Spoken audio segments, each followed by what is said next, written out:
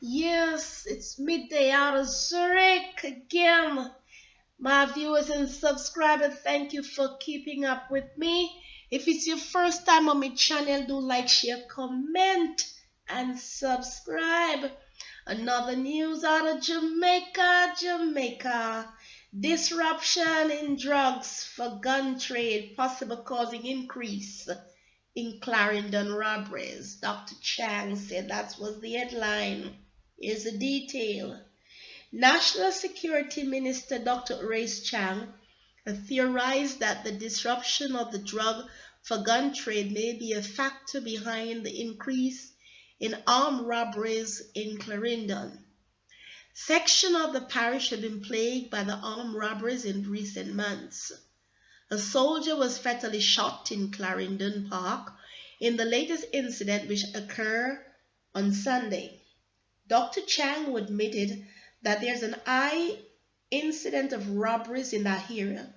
Note that it would have to be investigated whether these incidents were related the fact that there was more interception of the traveling drug trade. The National Security Minister said the Jamaica Defense Force Coast Guard has been making a significant dent in the guns for drugs trade by interrupting a fair number of vessels leaving Jamaica. In fact, I think the amount of drugs involved exceed 30,000 pounds of ganja, which is a lot of money. And of course, some coke was involved as well.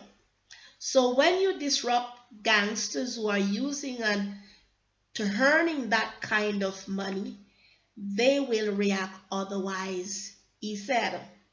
Last week, Dr. Chang revealed that more than 20,000 pounds of ganja have been intercepted by the Coast Guard since the end of March. He believes the ganja was intended for the guns for drugs trade. My viewers and subscribers, come on, man. Are we gone this bad? I know many of you on the outside as myself, but this is Jamaica we're talking about. I have one question before I start putting in my theory. When since Jamaica have vessels? So anything that are a fair numbers of vessels leaving Jamaica, I suppose they should be intercepted.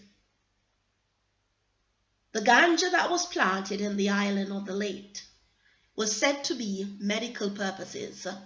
That means such drugs were supposed to be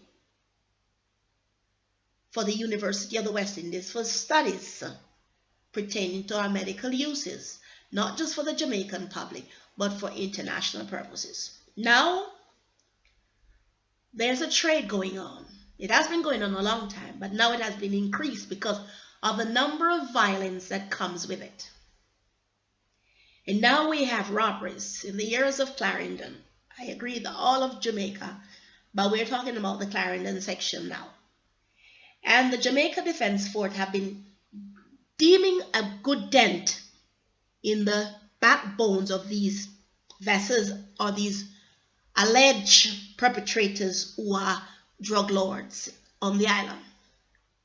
20,000, 30,000. Where were these planted? Which part in Jamaica were they planted that we have so much quantities on one go? And who are these planters? Are they certified planters? Because I don't think so. Now we are dealing with cocaine. I never seen poppies grow on the island of Jamaica. So where do we get cocaine from? And the factor behind this is that it's plagued with robberies. And where there's robberies, there's always killing. And so there's a soldier that is fatally shot in the Clarendon Park. I don't know the park since it's made, but it should be somewhere that people walk up and down, my point of view. And now we have these people plaguing, and we have fleets of vessels leaving Jamaica as if we have taken on a part of the the American fleet or the once known Black Star liner saw Jamaica as a fleet. A small little island is Jamaica. Now we have a fleet of vessels leaving Jamaica. I thought the ports are not guarded.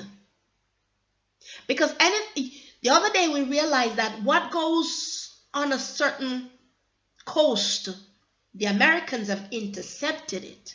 So I suppose the Jamaica Defense Force are trying to do the same thing.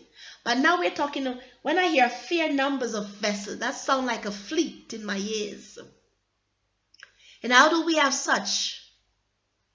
Even if we have private yachts or a boat, are they not checked on a regular basis?